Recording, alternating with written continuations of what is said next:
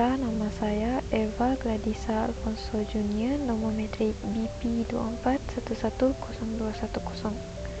Saya akan bentangkan bahagian pendahuluan yang akan menjelaskan secara umum apa itu konsep taubat daripada sudut agama dan juga falsafah. Pertama sekali, menurut Kamus Dewan, taubat bermaksud rasa kesal atas dosa dan keazaman untuk tidak mengulanginya. Ia bukan hanya satu proses permohonan maaf kepada Tuhan, tapi juga merupakan proses perubahan diri, yaitu rasa kesedaran terhadap kesilapan, keinsafan yang mendalam, dan usaha untuk kembali ke jalan yang benar. Dalam Islam, taubat adalah peluang yang Allah berikan untuk memperbaiki diri dan mendapat keampunan. Dalam Kristen pula, taubat dikaitkan dengan penebusan dosa melalui Yesus Kristus, manakala dalam Hindu dan Buddha, taubat lebih tertumpu kepada membersihkan karma, memperbaiki tingkah laku, dan mencapai pencapaian rohani. Selain daripada aspek spiritual, taubat juga memberi kesan sosial, terutamanya dalam konteks hubungan sesama manusia. Contohnya, dalam bulan Ramadan, umat Islam memperbaiki hubungan mereka bukan sahaja dengan Tuhan tetapi juga dengan masyarakat. Daripada sudut psikologi pula, taubat membantu seseorang mengatasi rasa bersalah, membina semula harga diri, dan juga mencapai kestabilan emosi. Ia juga melibatkan refleksi diri yang mendalam dan membantu membentuk karakter dan integriti seseorang. Akhir sekali, walaupun terdapat perbezaan pendekatan dalam setiap agama, semuanya secara jelas menyatakan bahawa taubat ialah jalan untuk kembali kepada kebaikan dan kesejahteraan rohani. Sekian. Assalamualaikum dan salam sejahtera. Saya Muhammad Syarul bin Ismail Harun, memegang nomor matriks BP 24110058. Jadi, saya akan menerangkan mengenai konsep dan falsafah taubat dalam Islam. Dalam Islam mempunyai istilah dosa dan pahala, di mana setiap perbuatan akan dihitung dan setiap pahala dan dosa akan ada balasan di akhirat kelak. Jadi, setiap orang yang melakukan dosa ini mempunyai peluang untuk menebus semula kesalahan mereka melalui taubat. Dan taubat ini berasal daripada bahasa Arab, yaitu al-taubah, yang bermaksud kembali, yang boleh membawa maksud kembali kepada Tuhan ataupun kembali kepada manusia. Jadi, ada beberapa pendapat melalui pakar yang mengatakan taubat ini adalah tindakan Allah memberi keampunan, menerima, mengembalikan, atau kembali ke arah manusia dalam bentuk rahmat dan kasih. Contohnya, Allah datang semula kepada hambanya yang telah bertaubat itu dengan memberi semula nikmat yang berupa nikmat sama ada ganjaran di dunia atau di akhirat. Jadi Allah juga bersifat al-taubah, al-tawab, yang bermaksud yang menerima taubat dan memberi maaf kepada makhluk yang berdosa. Jadi dalam Islam, setiap manusia yang berdosa mempunyai peluang untuk bertaubat sebelum mereka mati, sebelum mereka menghembuskan nafas yang terakhir. Jadi umat Islam diwajibkan untuk bertaubat selagi mereka masih bernafas, karena Allah Maha memaafkan. Sebesar apapun dosa manusia itu, Allah akan menerima taubatnya. Dan dalam Islam juga ada istilah taubat nasuha. Taubat nasuha merupakan taubat yang jujur dan ikhlas yang dilakukan karena Allah Subhanahu wa taala dengan sepenuhnya menyesali segala dosa-dosa yang pernah dibuat untuk tidak lagi melakukannya.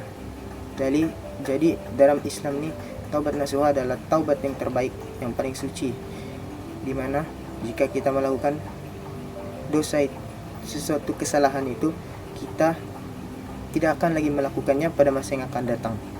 Itu saja daripada saya. Sekian dan terima kasih. Terusnya kepada pembentang seterusnya. Selamat sejahtera semua, nama saya Kurt Getting, memegang nombor matriks BP 24110053. Saya akan sambung kepada bahagian konsep dan falsafah taubat dalam Kristian.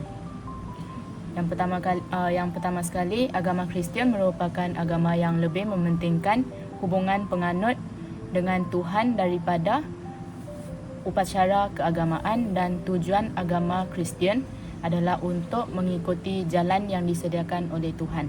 Ini adalah brief tentang agama Kristian.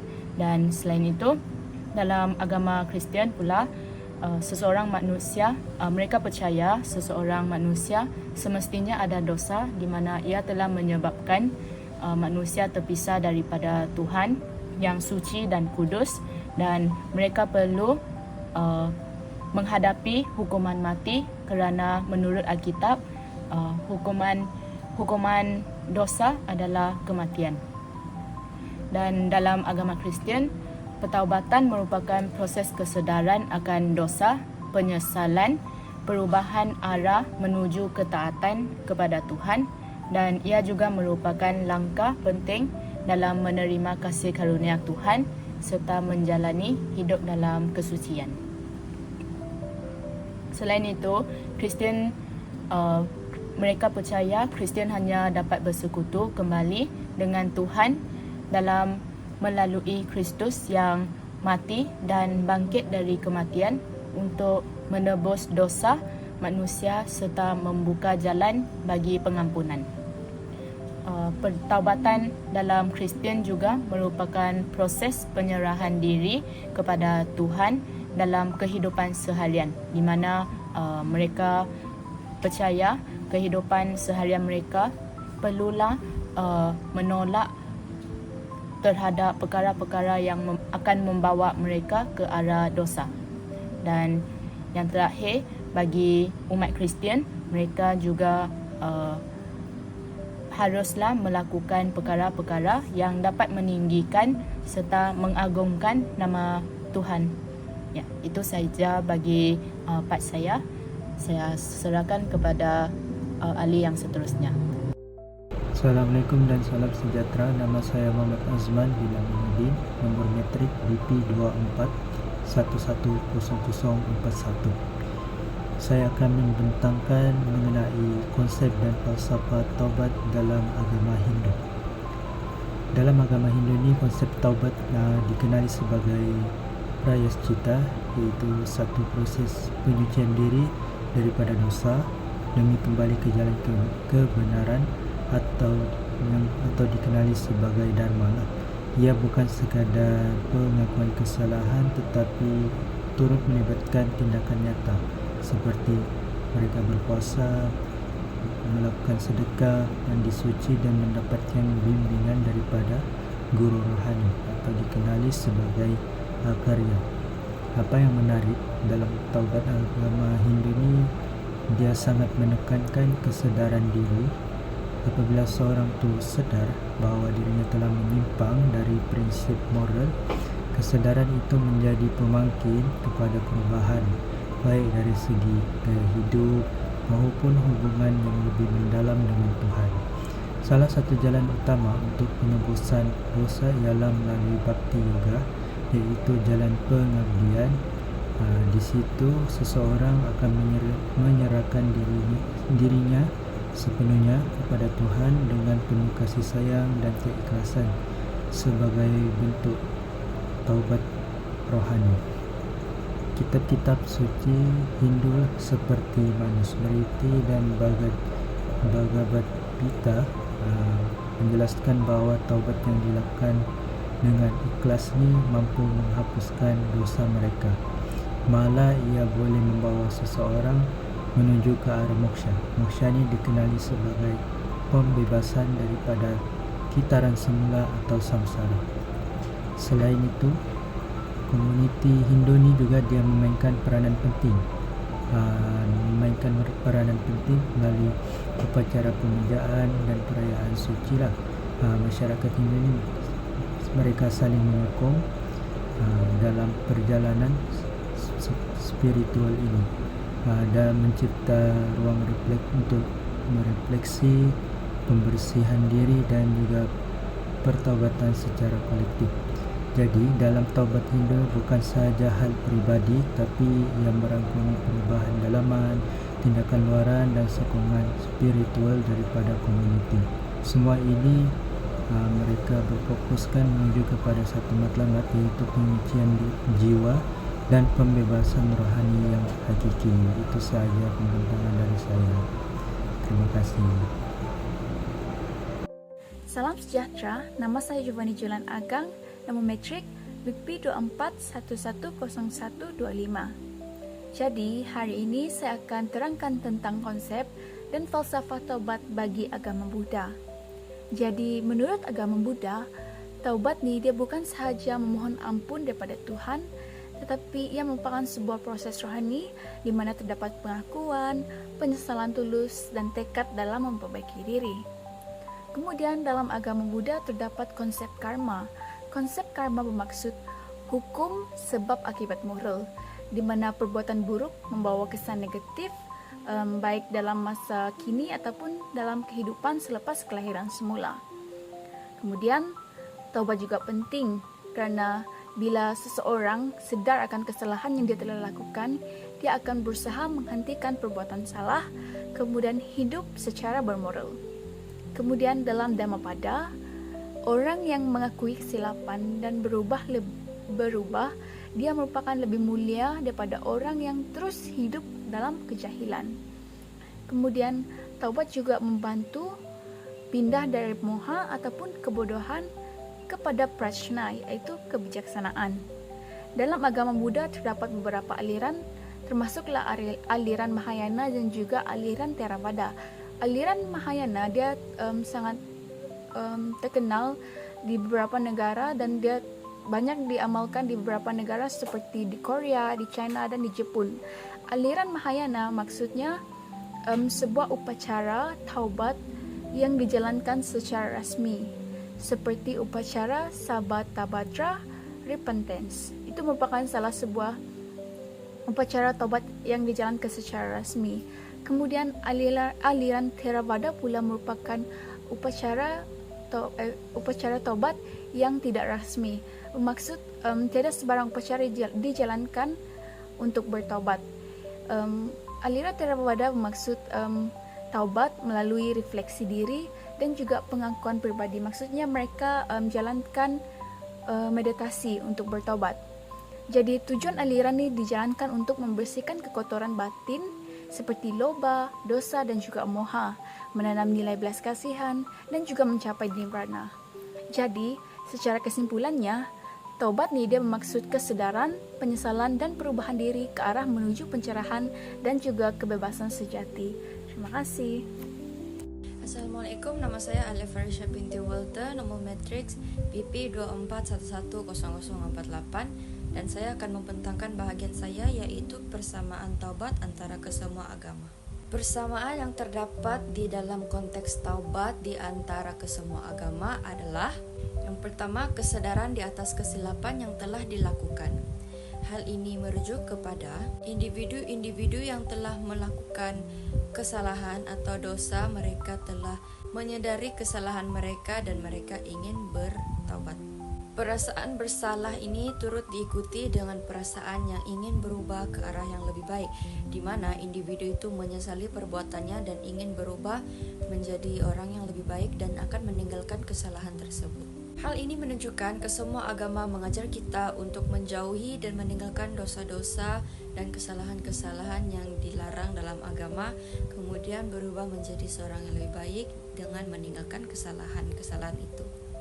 Seterusnya saya akan membentangkan tentang perbezaan konteks taubat di antara agama, yaitu perbezaan dalam cara atau langkah melakukan taubat. Yang pertama, ajaran agama Islam.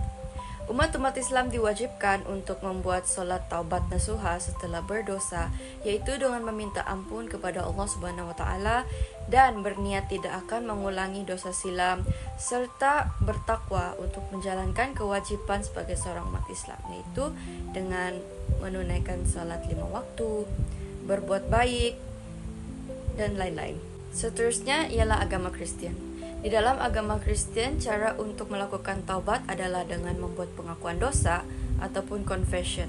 Pengakuan dibuat secara spiritual, yaitu melalui doa, yaitu dengan berdoa dan meminta ampun kepada Sang Pencipta, ataupun secara pribadi, yaitu dengan pendeta di gereja. Yang ketiga adalah agama Hindu. Menurut agama Hindu, langkah untuk melakukan taubat adalah dengan melakukan prayaskita, yaitu penebusan dosa. Dan untuk prayaskita terdapat 4 langkah, yaitu sandu bicara, yaitu merenung dengan dalam. Kemudian prayaskita, menebus dosa dengan upawasa, yaitu berpuasa, snana, mandi suci, dana, bersedekah, meditasi dan ritual puja, pemujaan, dan yajna, pengabdian. Kemudian langkah yang ketiga adalah samskara, memperbaiki diri. Dan yang terakhir adalah bhakti devotion, yaitu pengabdian Tuhan. Bagi agama Buddha, terdapat 5 langkah untuk melakukan taubat. Yang pertama, sampajana, yaitu kesadaran dan juga penyesalan ke atas dosa yang telah dilakukan. Yang kedua, papadesana, yaitu mengaku salah. Langkah yang ketiga adalah kaga, yaitu meninggalkan habit lama ataupun kesalahan yang lama. Yang keempat, bhavana, yaitu dengan meditasi.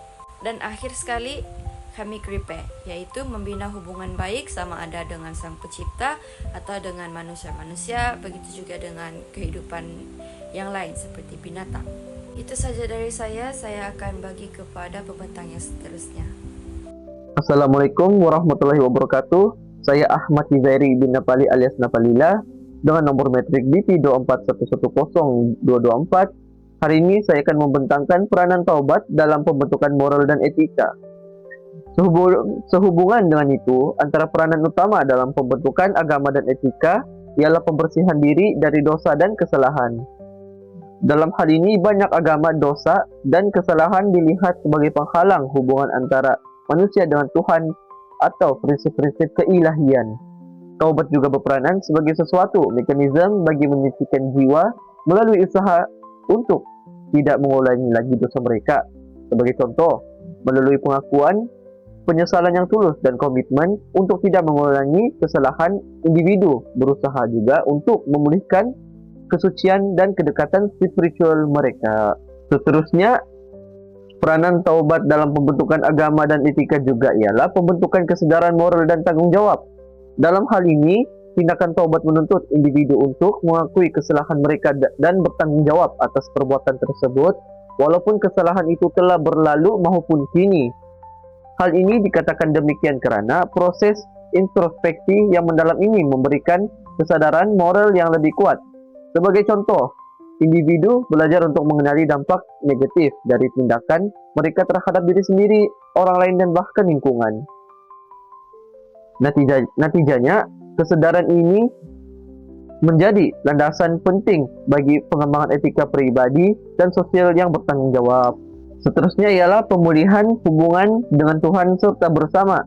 Dalam hal ini juga, dalam konteks agama, taubat seringkali dilihat sebagai cara yang efektif untuk memulihkan hubungan yang kurang dengan Tuhan akibat pelanggaran terhadap perintah atau nilai-nilai agama. Hal ini dikatakan demikian karena permohonan keampunan dan janji untuk memperbaiki diri mereka membuka jalan bagi rahmat dan penerimaan Tuhan.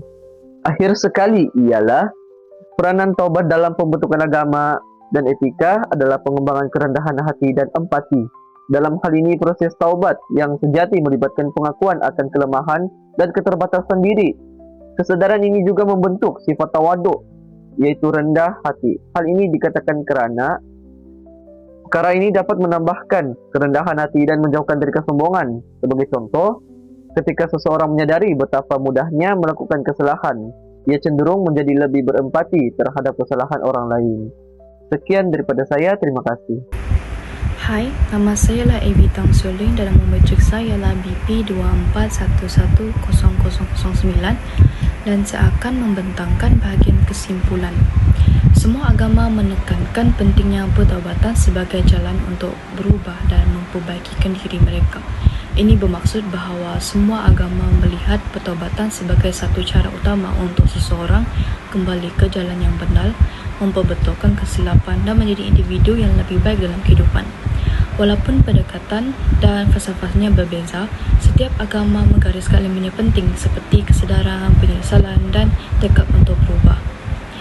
Sebagai contoh, setiap agama mungkin ada cara yang berbeza dalam memahami dan mengamalkan taubat, namun semuanya menekankan 3 perkara asas seperti menyedari kesilapan, benar-benar menyesal dan mempunyai azam yang kuat untuk tidak mengulanginya lagi. Pertaubatan bukan hanya amalan spiritual tetapi juga proses pembentukan jati diri, moral dan etika. Sebagai contoh, taubat bukan hanya tentang hubungan dengan Tuhan tetapi ia juga membentuk kepribadian seseorang seperti bagaimana seseorang itu bersikap, membuat pilihan yang betul dan menjadi manusia yang lebih beretika. Ia mengajar nilai tanggungjawab, kawalan diri dan keinsafan yang mendalam. Dengan bertaubat, seseorang boleh belajar untuk mengambil tanggungjawab atas tindakannya, mengawal nafsu dan emosi, serta menyedari kesannya kepada diri sendiri dan orang lain. Melalui taubat, individu dapat menjadi insan yang lebih baik dan menyumbang ke arah masyarakat yang lebih harmoni dan berakhlak tinggi. Sebagai contoh, taubat bukan sahaja memberi manfaat kepada individu, malah ia turut memberi kesan positif kepada masyarakat apabila lebih ramai orang berusaha menjadi baik, jujur dan saling menghormati. Itu sahaja daripada kumpulan saya dan terima kasih.